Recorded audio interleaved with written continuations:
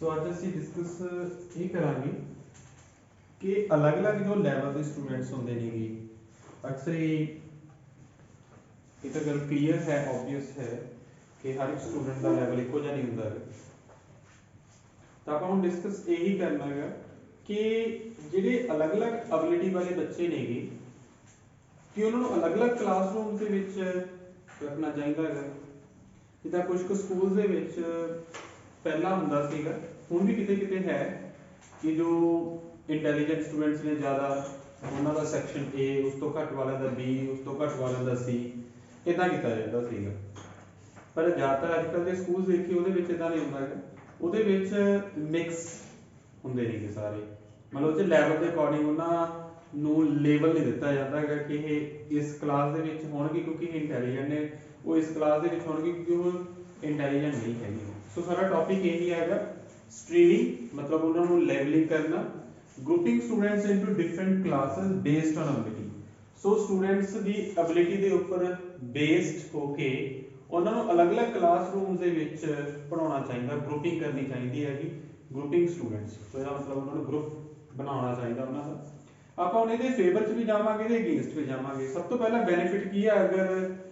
इक्को जे लैवल के बच्चे एक क्लासरूम च पढ़ाए जाए मतलब जो इंटैलीजेंट उन्होंने सिर्फ इंटैलीजेंट के नाल ही टीच किया जाए तो जो इंटैलीजेंट नहीं है उन्होंने अलग क्लास के बिठाया जाए तो आप इसका बेनिफिट देखते हैं की है। सब तो पहला जो बेनिफिट इसका सानू मिलता है वो की है कि वो ना एक दूजे नाल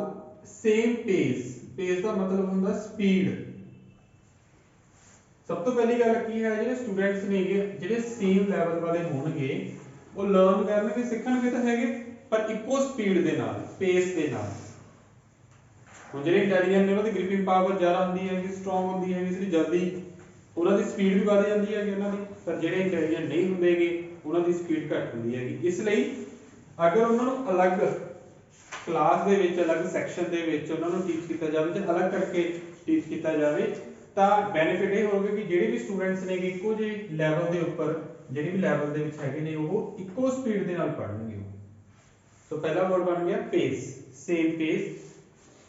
पॉइंट नंबर 2 की है जिहड़े स्टूडेंट की एबिलिटी घट है हुण इत्थे गौर करियो देखो इत्थे मैं किसी पर्टिकुलर क्लास की गल नहीं कर रहा हैगा ये नहीं है मैं सिर्फ इंटैलीजेंट की गल कर रहा या लैस इंटैलीजेंट की गल कर रहा मैं जनरली गल कर रहा बस इत्थे देखो पॉइंट नंबर 1 भी ये लिखा सीगा कि स्टूडेंट जिहड़े इक्को जे लैवल दे हुंदे ने उन्हां दी स्पीड भी इक्को जी हुंदी है इस करके वो इक्को स्पीड दे नाल सीख सकदे नेगे वो इत्थे मैं पर्टिकुलरली ये नहीं कहा हैगा कि इंटैलीजेंट की गल कर रहा या लैस इंटैलीजेंट की गल कर रहा। हाँ पॉइंट नंबर 2 दे विच मैं लैस एबिलिटी वाली गल कर ली स्टूडेंट जिहड़े लैस एबिलिटी हुंदे जिन्हां च मतलब कि घट इंटैलीजेंट हुंदे नेगे आर नॉट लैफ्ट बिहाइंड। अक्सर ही की हुंदा जिहड़े intelligent student they according speed चलदी रहंदी है कि वर्कलोड बनदा रहिंदा है टॉपिक्स डिस्कस हुंदे रहंदे नेगे जिहड़े उहदे विच थोड़े जे घट इंटैलीजेंट हुंदे जिन्हां दी एबिलिटी घट हुंदी हैगी वो बेचारे पिछे रह जांदे नेगे तां अजिहे माहौल दे विच वो पिछे नहीं रहणगे क्योंकि इक्को जिहा लैवल जो होएगा सारिਆਂ ਦਾ ਤਾਂ ਇੱਕੋ ਜਿਹਾ ਵਰਕਲੋਡ ਬਣਨਾ ਹੈ ਇੱਕੋ ਜਿਹੇ ਟੌਪਿਕ ਡਿਸਕਸ ਕਰਨੇ ਹੈਗੇ ਤੇ ਸਪੀਡ ਵੀ ਸੇਮ ਰਹਿਣ ਕਰਕੇ ਕੋਈ ਵੀ ਬੱਚਾ ਉਹਦੇ ਵਿੱਚ ਪਿੱਛੇ ਨਹੀਂ ਰਹੇਗਾ। ਪੁਆਇੰਟ ਨੰਬਰ 2 ਸੀਗਾ। ਪੁਆਇੰਟ ਨੰਬਰ 3 ਦੇ ਵਿੱਚ ਕੀ ਹੈ students who need to go more slowly कुछ तो बच्चे थोड़ा सा स्लो सीखते नेगे स्लो पढ़ते नेगे are not made to feel inadequate. So inadequate का मतलब की है वैसे एडिकेट होता योग ते इनएडिकेट अयोग पर इत्थे आपां की कहांगे जे अगर ध्यान नाल समझिए आपां students who need to go more slowly are not made to feel inadequate. जिहड़े बच्चे थोड़ा स्लो लर्नर हुंदे नेगे स्लो सीखदे नेगे उन्हां नूं इनएडिकेट फील करन दी लोड़ नहीं पैंदी उन्हां नूं अपने आप नूं ना मायूसी जी एम्बैरसमेंट होण दी लोड़ नहीं पैंदी क्योंकि सारे इक्को जिहे हुंदे नेगे। अगर 10 स्टूडेंट्स ने 10 विचों एक स्टूडेंट इंटैलीजेंट नहीं हैगा 9 हैगे ने तो वो एक नूं बड़ा फील होंदा रहूगा कि मैं पिछे रह गया इनएडिकेट दा फील होएगा एम्बैरसमेंट फील होगी पर अजिहे माहौल च होनी नहीं क्योंकि सारे इक्को जिहे होणगे। बेनिफिट हैगा इस वक्त तो लग रहा है सारा दिल मान रहा हैगा। पॉइंट नंबर 4 ਜਿਹੜੇ ਐਡਵਾਂਸ ਸਟੂਡੈਂਟਸ ਹੁੰਦੇ ਨੇਗੇ ਕੈਨ ਵੀ ਹੁਣ ਆਪਾਂ ਥੋੜਾ ਜਿਹਾ ਆਪੋਜ਼ਿਟ ਦੇਖੋ ਇੱਥੇ ਮੈਂ ਪੁਆਇੰਟ ਜਿਹੜਾ ਕੀਤਾ ਸੀ ਇੱਥੇ ਮੈਂ ਲੈਸ ਐਬਿਲਿਟੀ ਦੇ ਅਕੋਰਡਿੰਗ ਡਿਸਕਸ ਕੀਤਾ ਸੀਗਾ ਹੁਣ ਇੱਕ ਆਪਾਂ ਐਡਵਾਂਸ ਜਿਹੜੇ ਕਿ ਥੋੜੇ ਜ਼ਿਆਦਾ ਇੰਟੈਲੀਜੈਂਟ ਸਟੂਡੈਂਟਸ ਨੇ advance students can be ਚੈਲੰਜਡ with more difficult material. देखो अगर सिलेबस टीचर जिहड़े लैसनस डिस्कस होने ने टॉपिक डिस्कस होने अगर टीचर घट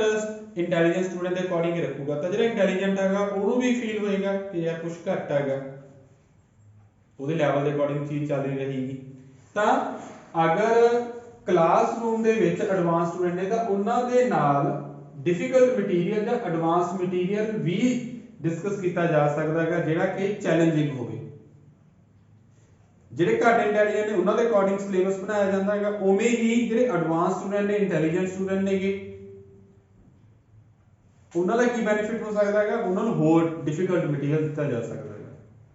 ਠੀਕ ਹੈ ਜੀ। ਨੈਕਸਟ ਹੈ there is less disruption in the class. Disturbance ਨਹੀਂ ਹੁੰਦੀ ਡਿਸਰਪਸ਼ਨ ਨਹੀਂ ਹੁੰਦੀ ਕਲਾਸ ਦੇ ਵਿੱਚ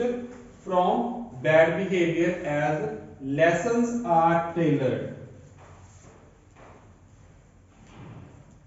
टू मीट स्टूडेंट्स नीड। क्लास का माहौल गड़बड़ाना नहीं होता डिसरप्शन नहीं होती क्यों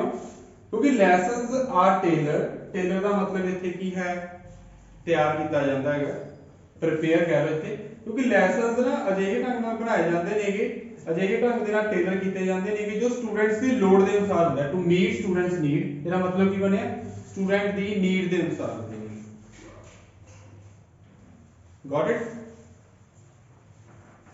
आगे गल समझ दे विच सो ये साडे नेगे फेवर दे विच देखो ये हैगा साडे फेवर दे विच कि क्यों एक साइड या एक तरह के बच्चों को इकट्ठा पढ़ाना चाहिए है। मैं दोबारा फिर कहना मैंने पता है गलती की हो सकती है वही मिस्टेक हो सकती है कि आप ना सिर्फ पहले इंटैलीजेंट स्टूडेंट के फेवर च लिखता या लैस इंटैलीजेंट के फेवर च लिखा। देखो इतने स्मार्टली की किया मैं ध्यान नाल सुनो। ये होगी साडी एक जनरल लाइन जनरल लाइन होगी कॉमन जी ਜਿਹੜੀ ਇਹ ਵਾਲਾ ਹੈ ਇਹ ਹੋ ਗਿਆ ਲੈਸ ਇੰਟੈਲੀਜੈਂਟ ਜਿਹੜੇ ਸਟੂਡੈਂਟ ਨੇਗੇ ਉਹਨਾਂ ਦੇ ਫੇਵਰ ਚ ਆ ਗਿਆ ਵੀ ਉਹਨਾਂ ਦੇ ਪੱਖ ਤੋਂ ਦੇਖਿਆ ਵੀ ਉਹਨਾਂ ਨੂੰ ਕਿਸ ਤਰ੍ਹਾਂ ਦਾ ਫੀਲ ਨਹੀਂ ਹੋਣਾਗਾ ਕਿਉਂਕਿ ਜੇ ਸਟੂਡੈਂਟ ਇੱਕੋ ਜਿਹੇ ਵਰਗੇ ਹੈਗੇ ਲੈਸ ਇੰਟੈਲੀਜੈਂਟ ਸਟੂਡੈਂਟ ਦਾ ਗਰੁੱਪ ਬਣਾਤਾ ਤਾਂ ਨਾ ਤਾਂ ਉਹ ਇਨਐਡਿਕੇਟ ਫੀਲ ਕਰਨਗੇ ਨਾ ਉਹ ਐਮਬੈਰਸ ਫੀਲ ਕਰਨਗੇ ਤੇ ਨਾ ਹੀ ਉਹ ਪਿੱਛੇ ਰਹਿਣਗੇ ਉਹ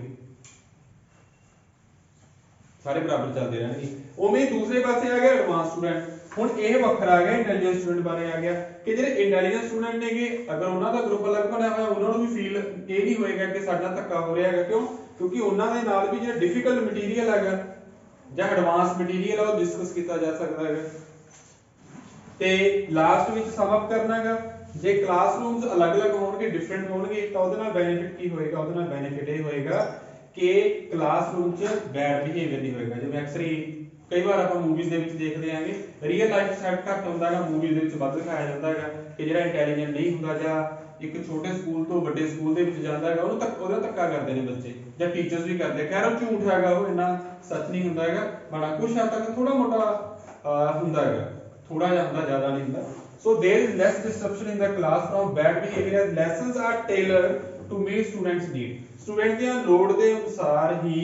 ਸਿਲੇਬਸ ਜਾਂ ਲੈਸਨ ਪਲਾਨ ਟੇਲਰ ਕੀਤਾ ਜਾਂਦਾ ਹੁੰਦਾ ਪ੍ਰਿਪੇਅਰ ਕੀਤਾ ਜਾਂਦਾ ਇਸੇ ਕਰਕੇ ਕਲਾਸ ਦੇ ਵਿੱਚ ਬੈਡ ਬਿਹੇਵੀਅਰ ਨਹੀਂ ਹੁੰਦਾ ਕਿਸੇ ਵੀ ਤਰ੍ਹਾਂ ਦੀ ਡਿਸਰਪਸ਼ਨ ਨਹੀਂ ਹੁੰਦੀਗੀ ਕਿਉਂਕਿ ਪਤਾ ਹੈਗਾ ਇੱਕੋ ਟਾਈਪ ਦੇ ਸਟੂਡੈਂਟ ਨੇਗੇ ਅਗਰ ਇੰਟੈਲੀਜੈਂਟ ਨੇਗੇ ਵੀ ਅਸੀਂ ਤਾਂ ਪੜ੍ਹਨਾ ਹੀ ਪੜ੍ਹਨਾ ਹੈਗਾ ਸਾਰੇ ਇੱਕੋ ਸਪੀਡ ਨਾਲ ਪੜ੍ਹਦੇ ਰਹਿਣਗੇ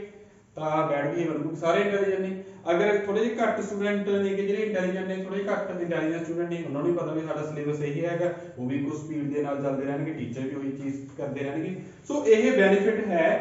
ਸਟੂਡੈਂਟਸ ਨੂੰ ਕੈਟਾਗਰੀ ਦੇ ਅਕੋਰਡਿੰਗ ਉਹਨਾਂ ਦੇ ਲੈਵਲ ਦੇ ਅਕੋਰਡਿੰਗ ਪੜਾਉਣ ਦਾ। ਹੁਣ ਆਪਾਂ ਇਹਦੇ ਅਗੇਂਸਟ ਜਾਂਦੇ ਆਂਗੇ ਬੈਨੀਫਿਟ ਤਾਂ ਗਿਣਾਤੇ ਨੁਕਸਾਨ ਕੀ ਨੇ ਇਸ ਚੀਜ਼ ਦੇ। ਅਸੀਂ ਵੀ ਜਿਹੜੇ ਕਲਾਸਰੂਮ 'ਚ ਪੜ੍ਹੇ ਆਂਗੇ ਅਸੀਂ ਵੀ ਜਦੋਂ ਸੈਕਸ਼ਨ ਵਾਈਜ਼ ਹੁੰਦੇ ਸੀਗੇ ਅਸੀਂ ਵੀ ਐਕਸਪੈਕਟ ਕਰਦੇ ਕਿ ਸਾਰੇ ਮਿਕਸ ਜੇ ਹੋਣ ਹੁੰਦੇ ਸੀ ਨਾ ਰੀਜ਼ਨ ਦੇਣੇ ਆਗੇ ਵੀ ਕਿਉਂ ਮਿਕਸ ਹੋਣੇ ਚਾਹੀਦੇ ਨੇਗੇ ਕਿਉਂ ਹਰ ਕਲਾਸ ਦਾ ਹਰ टाइप के ਜਿਹੜੇ ਬੱਚੇ ਨੇਗੇ ਚਾਹੇ ਇੰਟੈਲੀਜੈਂਟ ਹੈ ਚਾਹੇ ਨਹੀਂ ਹੈਗੇ ਉਹਨਾਂ ਨੂੰ ਇੱਕੋ ਹੀ ਕਲਾਸਰੂਮ 'ਚ ਪੜਾਉਣਾ ਚਾਹੀਦਾ ਕਿਉਂ ਪੜਾਉਣਾ ਚਾਹੀਦਾ ਹੈਗਾ ਐਕਚੁਅਲੀ ਜਦੋਂ ਨਾ ਸਟ੍ਰੀਮਿੰਗ ਕੀਤੀ ਜਾਂਦੀ ਹੈ ਸਟ੍ਰੀਮਿੰਗ ਦਾ ਮਤਲਬ ਦੇਖੋ ਇੰਟਰਨੈਟ ਦੀ ਵੀ ਸਟ੍ਰੀਮਿੰਗ ਹੁੰਦੀ ਹੈਗੀ ਕਈ ਵਾਰ ਲਾਈਵ ਗੇਮਸ ਖੇਡੀਆਂ ਜਾਂਦੀਆਂ ਨੇ ਇੰਟਰਨੈਟ ਉਹ ਵੀ ਸਟ੍ਰੀਮਿੰਗ ਹੁੰਦੀ ਹੈਗੀ ਲਾਈਵ ਜਿਹੜੀ ਕਲਾਸ ਚੱਲ ਰਹੀ ਹੈਗੀ ਉਹ ਵੀ ਸਟ੍ਰੀਮਿੰਗ ਹੈਗੀ ਪਰ ਇੱਥੇ ਸਟ੍ਰੀਮਿੰਗ ਦਾ ਮਤਲਬ ਕੀ ਹੈ ਜਿਵੇਂ ਆਪਾਂ ਕਹਿੰਦੇ ਨੇ ਫੀਲਡ ਕਿਹੜੀ ਸਟ੍ਰੀਮ ਲਈ ਹੋਈ ਹੈਗੀ ਸਾਇੰਸ ਸਟ੍ਰੀਮ ਹੈਗੀ ਮੈਡੀਕਲ ਸਟ੍ਰੀਮ ਆ ਕਾਮਰਸ ਸਟ੍ਰੀਮ ਆ ਇਹ ਸਟ੍ਰੀਮਿੰਗ ਆ ਮਤਲਬ ਇੱਥੇ ਸਟ੍ਰੀਮਿੰਗ ਦਾ ਮਤਲਬ ਕੀ ਹੈ ਗਰੁੱਪਿੰਗ ਤੋਂ ਆ ਗਿਆ अलग-अलग कैटेगरीज तो आगा ब्रिंग्स अबाउट लेवलिंग। लेवलिंग का मतलब लेवल लग जाता बच्चे दे उपर कि जी ये सैक्शन ए चा ये इंटैलीजेंट है, ये सैक्शन डी दे विच हैगा, ये नलायक हैगा, डफर हैगा या इंटैलीजेंट नहीं हैगा। ਅੱਜ ਤੋਂ ਕੁਝ ਸਾਲ ਪਹਿਲਾਂ 8-10 ਸਾਲ ਪਹਿਲਾਂ ਤਾਂ ਲੇਬਲਿੰਗ ਇੰਨੀ ਜ਼ਿਆਦਾ ਹੋ ਗਈ ਸੀ, ਕਿਸੇ ਨੂੰ ਕਹਿੰਦਾ ਕਿਹੜੇ ਸੈਕਸ਼ਨ 'ਚ ਹੈਗਾ ਉਹਦੇ ਸਕੋਰ ਨਹੀਂ ਦੇਖੇ ਜਾਂਦੇ, ਉਹਦਾ ਸੈਕਸ਼ਨ ਪੁੱਛਿਆ ਜਾਂਦਾ ਸੀਗਾ ਤੇਰਾ ਸੈਕਸ਼ਨ ਕਿਹੜਾ ਹੈਗਾ, ਮੇਰਾ ਸੈਕਸ਼ਨ ਸੀ ਆ। ਉਹ ਬਹੁਤ ਮਾੜੀ ਗੱਲ ਹੈ, ਪੜਿਆ ਕਰ ਬੱਚੇ ਪੜਿਆ ਕਰ, ਠੀਕ ਹੈ। ਕਿਉਂ? ਕਿਉਂਕਿ ਸੈਕਸ਼ਨ ਦਾ ਮਤਲਬ ਬਣਦਾ ਹੈ ਕਿ ਸੈਕਸ਼ਨ A ਮਤਲਬ ਇੰਟੈਲੀਜੈਂਟ, ਸੈਕਸ਼ਨ C ਮਤਲਬ ਇੰਟੈਲੀਜੈਂਟ ਹੈ ਨਹੀਂਗਾ ਉਹ, ਸੈਕਸ਼ਨ B ਮਤਲਬ ਮੋਡਰੇਟ ਜਾਂ ਠੀਕ ਠੀਕ ਹੈਗਾ। ਸੋ ਸਟ੍ਰੀਮਿੰਗ ਕਰਨ ਦਾ ਮਤਲਬ, ਗਰੁੱਪਿੰਗ ਕਰਨ ਦਾ ਮਤਲਬ ਲੇਬਲ ਲਗਾਉਣਾ ਉਹਦੇ ਉੱਪਰ ਜਿਹੜਾ ਕਿ ਨੈਗੇਟਿਵ ਹੁੰਦਾ ਹੈ। ਉਸ ਤੋਂ ਬਾਅਦ ਕੀ ਹੈ, ਲੇਬਲਿੰਗ ਕਰਨ ਦੇ ਨਾਲ ਕੀ ਹੁੰਦਾ ਹੈਗਾ, ਜਿਹੜੇ ਸਟੂਡੈਂਟ ਲੋਅਰ ਕਲਾਸ ਦੇ ਵਿੱਚ ਹੁੰਦੇ ਨੇਗੇ, ਉਹ ਲੋਅਰ ਕਲਾਸ ਦਾ ਮਤਲਬ ਇੱਥੇ ਨਾ ਸਮਝੋ ਕਿ 8th ਕਲਾਸ ਦੇ ਅਕੋਰਡਿੰਗ 7th ਕਲਾਸ ਲੋਅਰ ਹੈਗੀ ਨਹੀਂ। ਲੋਅਰ ਕਲਾਸ ਦਾ ਮਤਲਬ ਇੱਥੇ ਸਟੂਡੈਂਟ ਇੰਟੈਲੀਜੈਂਟ ਤੋਂ ਘੱਟ ਹੈਗਾ, ਵੀ ਘੱਟ ਇੰਟੈਲੀਜੈਂਟ ਹੈਗਾ, ਐਡਵਾਂਸ ਨਹੀਂ ਹੈਗਾਗਾ ਉਹ। ਸੋ ਸਟੂਡੈਂਟ ਜਿਹੜੇ ਲੋਅਰ ਕਲਾਸ ਨੂੰ ਸਟਿਗਮੈਟਾਈਜ਼ਡ ਫੀਲ ਕਰਦੇ ਆ। ਸਟਿਗਮੈਟਾਈਜ਼ ਦਾ ਮਤਲਬ ਇੱਥੇ ਕਈ ਮੀਨਿੰਗ ਨਿਕਲਦੇ ਹੈਗੇ। ਸਟਿਗਮੈਟਾਈਜ਼ ਦਾ ਮਤਲਬ ਆਪਣੇ ਆਪ ਨੂੰ ਇਨਫੀਰੀਅਰ ਕੰਪਲੈਕਸ ਹੋਣਾ, ਇਨਫੀਰੀਅਰ ਕੰਪਲੈਕਸ ਵੀ ਸਟਿਗਮੈਟਾਈਜ਼ਡ ਹੈਗਾ। ਅਨਇੰਪੋਰਟੈਂਟ ਮਹਿਸੂਸ ਹੋਣਾ ਕਿ ਮੈਂ ਤਾਂ ਇੰਪੋਰਟੈਂਟ ਹੀ ਨਹੀਂ ਹੈਗਾ, ਉਹ ਵੀ ਸਟਿਗਮੈਟਾਈਜ਼ ਹੁੰਦਾ ਹੈਗਾ। ਸੋ ਮੀਨਿੰਗ ਇਹਦੇ ਨੈਗੇਟਿਵ ਦੇ ਵਿੱਚ ਕਈ ਨੇਗੇ। Got it? So students in the lower class are stigmatized. So ਜਿਹੜੇ ਸਟੂਡੈਂਟ ਲੋਅਰ ਕਲਾਸ ਦੇ ਵਿੱਚ ਹੁੰਦੇ ਨੇ ਕਿ ਜਾਂ ਲੋਅਰ ਗਰੁੱਪ ਬਣਿਆ ਹੁੰਦਾ ਵੀ ਆਹ ਸੈਕਸ਼ਨ ਹੈ ਜੀ, ਸੀ ਸੈਕਸ਼ਨ ਆ, ਡੀ ਸੈਕਸ਼ਨ ਹੈਗਾ, ਜਾਂ ਫਿਰ ਜੀ ਇਹ ਬੱਚੇ ਘੱਟ ਇੰਟੈਲੀਜੈਂਟ ਵਾਲਾ, ਉਦੋਂ ਬੱਚੇ ਆਪਣੇ ਆਪ ਨੂੰ ਸਟਿਗਮੈਟਾਈਜ਼ਡ ਫੀਲ ਕਰਦੇ ਨੇ, ਆਪਣੇ ਆਪ ਨੂੰ ਲੈਸ ਇੰਪੋਰਟੈਂਟ ਫੀਲ ਕਰਦੇ ਨੇ। Point number 3, students of different levels are not able to help each other. ਹੁਣ ਦੇਖੋ ਜਿਹੜੇ ਡਿਫਰੈਂਟ ਲੈਵਲ ਦੇ ਸਟੂਡੈਂਟਸ ਹੁੰਦੇ ਨੇ ਉਹ ਇੱਕ ਦੂਜੇ ਦੀ ਹੈਲਪ ਹੀ ਨਹੀਂ ਕਰ ਪਾਉਂਦੇਗੇ ਉਹ, ਕਿਉਂਕਿ ਉਹਨਾਂ ਨੂੰ ਵੱਖੋ ਵੱਖਰਾ ਕੀਤਾ ਹੁੰਦਾ ਹੈਗਾ। ਸਟੂਡੈਂਟਸ ਦੇ ਮਨ ਦੇ ਵਿੱਚ ਇੰਟੈਲੀਜੈਂਟ ਘੱਟ ਇੰਟੈਲੀਜੈਂਟ ਦਾ ਜਿਹੜਾ ਚੱਕਰ ਹੈਗਾ ਉਹ ਬੱਚੇ ਨਹੀਂ ਪਾਉਂਦੇਗੇ, ਉਹਦੇ ਪੇਰੈਂਟਸ ਜਾਂ ਟੀਚਰ ਹੀ ਜ਼ਿੰਮੇਵਾਰ ਹੁੰਦੇ ਨੇ ਕਿ ਵੀ ਤੂੰ ਇੰਟੈਲੀਜੈਂਟ ਆ, ਉਹ ਇੰਟੈਲੀਜੈਂਟ ਹੈ ਨਹੀਂ, ਤੂੰ ਉਹਦੇ ਨਾਲ ਬੈਠਣਾ ਹੈਗਾ, ਉਹਦੇ ਨਾਲ ਨਹੀਂ ਬੈਠਣਾ ਹੈਗਾ, ਠੀਕ ਹੈ ਜੀ। ਸੋ ਬੋਲਦੇ ਤਾਂ ਬੱਚੇ ਆਪਦੀ ਜ਼ੁਬਾਨ ਨਾਲ ਹੁੰਦੇ ਨੇ, ਪਰ ਪਿੱਛੇ ਜ਼ੁਬਾਨ ਦੇ ਹੱਥ ਜਿਹੜਾ ਹੁੰਦਾ ਹੈਗਾ ਪੇਰੈਂਟਸ ਦਾ ਜਾਂ ਟੀਚਰ ਦਾ ਹੁੰਦਾ ਹੈਗਾ। ਸੋ ਧਿਆਨ ਨਾਲ ਸੁਣਿਓ, ਸਟੂਡੈਂਟਸ ਅਜਿਹੀ ਕੈਟੇਗਰੀ ਜਦੋਂ ਸਟ੍ਰੀਮਿੰਗ ਕਰ ਦਿੱਤੀ ਜਾਂਦੀ ਹੈ, ਅਲੱਗ-ਅਲੱਗ ਗਰੁੱਪਿੰਗ ਕੀਤੀ ਜਾਂਦੀ ਹੈ, ਉਹਦੇ ਬੱਚੇ ਇੱਕ ਦੂਜੇ ਦੇ ਨਾਲ ਹੈਲਪ ਨਹੀਂ ਕਰ ਪਾਉਂਦੇ। ਸੋ ਇੱਥੇ ਪੁਆਇੰਟ ਇਹਨੂੰ ਐਕਸਪਲੇਨ ਕਰਨਾ ਹੋਵੇ ਤੁਸੀਂ ਕਿਵੇਂ ਐਕਸਪਲੇਨ ਕਰ ਸਕਦੇ ਹੋ, ਤੁਸੀਂ ਕਹਿ ਸਕਦੇ ਹੋ ਕਿ ਬੱਚੇ ਹੈਲਪਿੰਗ ਨੇਚਰ ਨਹੀਂ ਇੰਪਰੂਵ ਹੁੰਦੀ ਉਹਨਾਂ ਦੀ, ਕਿਵੇਂ ਇੱਕ ਦੂਜੇ ਦੀ ਹੈਲਪ ਕਰਨੀ ਹੈ ਮੁਸੀਬਤ ਦੇ ਟਾਈਮ ਜਾਂ ਹੈਲਪ ਲੈਣੀ ਹੈਗੀ, ਉਹ ਬੱਚਾ ਉਹ ਵਾਲਾ ਗੁਣ, ਉਹ ਵਾਲੀ ਵੈਲਿਊ ਸਿੱਖਦਾ ਹੀ ਨਹੀਂ, ਕਿਉਂਕਿ ਬੱਚੇ ਨੂੰ ਅਲੱਗ-ਅਲੱਗ ਕਰ ਦਿੱਤਾ ਜਾਂਦਾ ਹੈਗਾ। ਓਕੇ, ਪੁਆਇੰਟ ਨੰਬਰ 4 ਕੀ ਹੈ, ਗਿਫਟਡ ਸਟੂਡੈਂਟਸ ਕਿਹਨਾਂ ਲਈ ਯੂਜ਼ ਕੀਤਾ ਹੋਇਆ ਇੱਥੇ, ਇੰਟੈਲੀਜੈਂਟ ਸਟੂਡੈਂਟਸ ਵਾਸਤੇ ਹੈਗੇ। ਦੇਖੋ ਇੰਟੈਲੀਜੈਂਟ ਸਟੂਡੈਂਟ ਵਾਸਤੇ ਗਿਫਟਡ ਸਟੂਡੈਂਟਸ ਤੇ ਐਡਵਾਂਸ ਸਟੂਡੈਂਟ ਆ ਗਿਆ, ਪਰ ਜਿਹੜੇ ਘੱਟ ਇੰਟੈਲੀਜੈਂਟ ਨੇ ਉਹਨਾਂ ਕੋਲ ਇੱਕ ਗੱਲ ਸੁਣ ਲਓ, ਕਿਤੇ ਲਿਖਣ ਆ ਜਾਓ ਡਲ ਲਿਖ ਦੋ ਜਾਂ ਡਫਰ ਲਿਖ ਦੋ, ਉਹ ਵਰਡ ਇਨਫਾਰਮਲ ਨੇ ਉਹ ਨਹੀਂ ਲਿਖਣੇਗੇ, ਬਿਲਕੁਲ ਡਲ ਜਾਂ ਡਫਰ ਨਹੀਂ ਲਿਖਣੇ, ਉਹਨੂੰ ਲੈਸ ਇੰਟੈਲੀਜੈਂਟ ਕਹਿ ਲਓ ਜਾਂ ਸਟੂਡੈਂਟ ਵਿਦ ਲੈਸ ਐਬਿਲਿਟੀ ਜਾਂ ਲੋ ਸਕੋਰਿੰਗ ਸਟੂਡੈਂਟਸ ਕਹਿ ਲਓ, ਅਸੀਂ ਲੋ ਸਕੋਰਿੰਗ ਸਟੂਡੈਂਟਸ, ਕਿਤੇ ਡਫਰ ਲਿਖ ਦੋ, ਡਲ ਲਿਖ ਦੋ, ਕਹਿਣ ਚ ਆ ਜਾਂਦਾ, ਬੋਲਣ ਚ ਆ ਜਾਂਦਾ, ਲਿਖਣ ਦੇ ਵਿੱਚ ਨਹੀਂ ਹੈਗਾ ਇਹ, ਸਾਡੇ ਦਿਮਾਗ ਦੇ ਵਿੱਚ ਆਉਂਦਾ ਹੀ ਇਹੀ ਹੈ ਡਲ ਸਟੂਡੈਂਟ ਹੈ ਨਾ, ਤੇ ਮੈਨੂੰ ਪਤਾ ਲਿਖੋਗੇ ਵੀ ਤੁਸੀਂ ਕਦੇ ਨਾ ਕਦੇ, ਪਰ ਲਿਖਿਓ ਨਾ। Gifted student do not learn the skill of helping others, ਉਹੀ ਗੱਲ ਬਣ ਗਈ ਕਿ ਚੀਜ਼ਾਂ ਇਕੱਠੀਆਂ ਬਣ ਗਈਆਂ। ਜਿੰਨਾ ਕੋਲੇ ਗਿਫਟਡ ਹੈਗਾ ਪਰਮਾਤਮਾ ਨੂੰ ਤਾਂ ਇਹ ਗਿਫਟ ਕਰਦਾ, ਜਿਵੇਂ ਸਾਨੂੰ ਵੱਡੇ ਕਈ ਸਿਆਣੇ ਸਿਖਾਉਂਦੇ ਨੇਗੇ, ਕਿਉਂਕਿ ਤੁਸੀਂ ਇਸ ਚੀਜ਼ ਨੂੰ ਅੱਗੇ ਸਪਰੈਡ ਕਰਨਾ ਹੈਗਾ, ਸ਼ੇਅਰ ਕਰਨਾ ਹੈਗਾ, ਪਰ ਜਦੋਂ ਉਹਨਾਂ ਨੂੰ ਵੱਖੋ ਵੱਖਰਾ ਕੀਤਾ ਉਹ ਕਿਵੇਂ ਸਿੱਖਣਗੇ ਹੈਲਪਿੰਗ ਨੇਚਰ। ਸੋ ਮੋਰਲ ਵੈਲਿਊਜ਼ ਬੱਚਾ ਨਹੀਂ ਸਿੱਖਦਾ ਹੈਗਾ ਜਦੋਂ ਉਹ ਅਲੱਗ-ਅਲੱਗ ਕੈਟੇਗਰੀ ਦੇ ਵਿੱਚ ਹੁੰਦੇ ਨੇ। ਓਕੇ, ਉਸ ਤੋਂ ਬਾਅਦ students in the lower group, lower group ਦੇ ਵਿੱਚ ਹੁੰਦਾ, ਲੋਅਰ ਗਰੁੱਪ ਦੇਖੋ ਤੇ ਲੋਅਰ ਕਲਾਸ ਸੀਗੀ, ਇੱਥੇ ਮੈਂ ਲੋਅਰ ਗਰੁੱਪ ਲਿਖ ਦਿੱਤਾ। ਸੋ ਜਿਹੜੇ ਸਟੂਡੈਂਟਸ ਲੋਅਰ ਗਰੁੱਪ ਦੇ ਵਿੱਚ ਹੁੰਦੇ ਨੇਗੇ may feel content to stay at that level rather than try to challenge themselves। ਹੁਣ ਇਹ ਵੀ ਇੱਕ ਰਿਟਾਰਡਡਨੈਸ ਆ ਗਈ ਇੱਥੇ, ਬੱਚਿਆਂ ਨੂੰ ਹੈਂਡੀਕੈਪ ਬਣਾਤਾ। ਕਿਵੇਂ? ਜਿਹੜੇ ਸਟੂਡੈਂਟਸ ਲੋਅਰ ਗਰੁੱਪ ਦੇ ਵਿੱਚ ਹੁੰਦੇ ਨੇਗੇ, ਮਤਲਬ ਕਿ ਕਹਿ ਲਓ ਕਿ ਘੱਟ ਇੰਟੈਲੀਜੈਂਟ ਹੁੰਦੇ ਨੇਗੇ, ਮੇ ਫੀਲ ਕੰਟੈਂਟ, ਕੰਟੈਂਟ ਮਤਲਬ ਸੈਟੀਸਫਾਈਡ, ਉਹ ਆਪਣੇ ਆਪ ਨੂੰ ਸੈਟੀਸਫਾਈ ਫੀਲ ਕਰਦੇ ਵੀ ਠੀਕ ਹੈ ਜੀ ਜਿਹੜਾ ਕੁਝ ਚੱਲੀ ਜਾਂਦਾ ਹੈਗਾ। To stay at that level, ਉਸੇ ਲੈਵਲ ਦੇ ਉੱਪਰ ਰਹਿਣ ਦੇ ਵਿੱਚ ਸੈਟੀਸਫਾਈਡ ਹੁੰਦੇ ਨੇਗੇ, rather than try to challenge themselves। ਕੀ ਨਹੀਂ ਕਰਦੇ ਹੋ, ਆਪਣੇ ਆਪ ਨੂੰ ਚੈਲੰਜ ਨਹੀਂ ਕਰਦੇ। ਸੋ ਮੇਰੇ ਕਹਿਣ ਦਾ ਮਤਲਬ ਇੱਥੇ ਕੀ ਹੈ, ਸਟੂਡੈਂਟ ਨੂੰ ਜਦੋਂ ਅਲੱਗ-ਅਲੱਗ ਗਰੁੱਪ ਦੇ ਵਿੱਚ ਰੱਖਿਆ ਜਾਂਦਾ ਹੈਗਾ ਤਾਂ ਉਹ ਉਸੇ ਚੀਜ਼ ਨਾਲ ਸੈਟੀਸਫਾਈਡ ਹੋ ਜਾਂਦੇ ਨੇਗੇ, ਖੂਹ ਦੇ ਡੱਡੂ ਵਾਲੀ ਗੱਲ ਬਣ ਜਾਂਦੀ ਹੈਗੀ, ਉਹਨਾਂ ਨੂੰ ਲੱਗਦਾ ਵੀ ਆਹੀ ਸਾਰਾ ਕੁਝ ਹੈਗਾ, पर वो अपने आप को भी चैलेंज नहीं कर पाਉਂਦੇ भी आह भी लैवल ਹੁੰਦਾ ਹੈਗਾ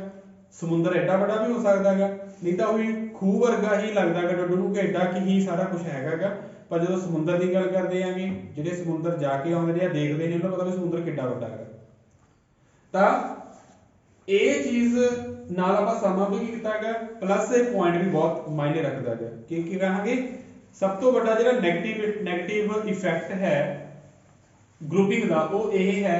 ਕਿ ਸਟੂਡੈਂਟਸ ਜਿਹੜੇ ਲੋਅਰ ਕਲਾਸ ਦੇ ਵਿੱਚ ਜਾਂ ਗਰੁੱਪ ਦੇ ਵਿੱਚ ਹੁੰਦੇ ਹੈਗੇ ਉਹ ਜਿਹੜੇ ਗਰੁੱਪ 'ਚ ਹੁੰਦੇ ਹੈਗੇ ਉਹਦੇ ਅਕੋਰਡਿੰਗ ਆਪਣੇ ਆਪ ਨੂੰ ਮੋਲਡ ਕਰ ਦਿੰਦੇ ਨੇਗੇ ਉਹਦੇ ਵਿੱਚ ਹੀ ਖੁਸ਼ ਰਹਿੰਦੇ ਹੈਗੇ ਉਹ ਆਪਣੀਆਂ ਬਾਉਂਡਰੀਜ਼ ਨੂੰ ਪੁਸ਼ ਨਹੀਂ ਕਰਦੇਗੇ ਆਪਣੇ ਲੈਵਲ ਨੂੰ ਅਪ ਨਹੀਂ ਕਰ ਪਾਉਂਦੇਗੇ ਠੀਕ ਹੈ ਜੀ ਸੋ ਇਹ ਸੀਗਾ ਫॉर ਐਂਡ ਅਗੇਂਸਟ ਇਸ ਟੌਪਿਕ ਦੇ ਕਿ ਕੀ ਅਲੱਗ-ਅਲੱਗ ਕਲਾਸ ਦੇ ਜਿਹੜੇ ਅਲੱਗ-ਅਲੱਗ ਕਲਾਸ ਮਤਲਬ ਅਲੱਗ-ਅਲੱਗ ਲੈਵਲ ਦੇ ਬੱਚੇ ਨੇਗੇ ਇੰਟੈਲੀਜੈਂਟ ਲੈਸ ਇੰਟੈਲੀਜੈਂਟ ਜਿਵੇਂ ਕਿ ਉਹਨਾਂ ਨੂੰ ਅਲੱਗ-ਅਲੱਗ ਕਲਾਸਰੂਮ 'ਚ ਪੜਾਉਣਾ ਚਾਹੀਦਾ ਹੈ ਉਹਨੂੰ ਅਲੱਗ-ਅਲੱਗ ਕਰਕੇ ਜਾਂ ਉਹਨਾਂ ਨੂੰ ਇਕੱਠਿਆਂ ਪੜਾਉਣਾ ਚਾਹੀਦਾ ਹੈਗਾ ਸੋ ਇਹਦੇ ਵਿੱਚ ਮੈਂ ਨੁਕਸਾਨ ਗਿਣਾਏ ਸੀਗੇ ਅਗੇਂਸਟ ਦੇ ਵਿੱਚ ਕਿ ਉਹਨਾਂ ਨੂੰ ਅਗਰ ਅਲੱਗ-ਅਲੱਗ ਪੜਾਇਆ ਜਾਵੇਗਾ ਤਾਂ ਕੀ ਨੁਕਸਾਨ ਹੋ ਸਕਦੇ ਕੀ ਇਫੈਕਟ ਬੈਡ ਇਫੈਕਟ ਹੋ ਸਕਦੇ ਨੇ ਕਿ ਐਡਵਰਸ ਇਫੈਕਟ ਹੋ ਸਕਦੇ ਔਰ ਫॉर ਦੇ ਵਿੱਚ ਮੈਂ ਦੱਸਿਆ ਸੀਗਾ ਕਿ ਕੀ ਬੈਨੀਫਿਟਸ ਇਹਦੇ ਹੋ ਸਕਦੇ ਨੇ ਸੋ ਇਹ ਕਲਾਸ ਇੱਥੇ ਹੀ ਕਵਰ ਹੁੰਦੀ ਹੈ ਕਿ ਇਹ एजुकेशन वाले टॉपिक अपने स्टार्ट किए हुए ने आज सेकंड टॉपिक सीगा कल भी थोड़ा एजुकेशन टॉपिक ही करवाऊंगा।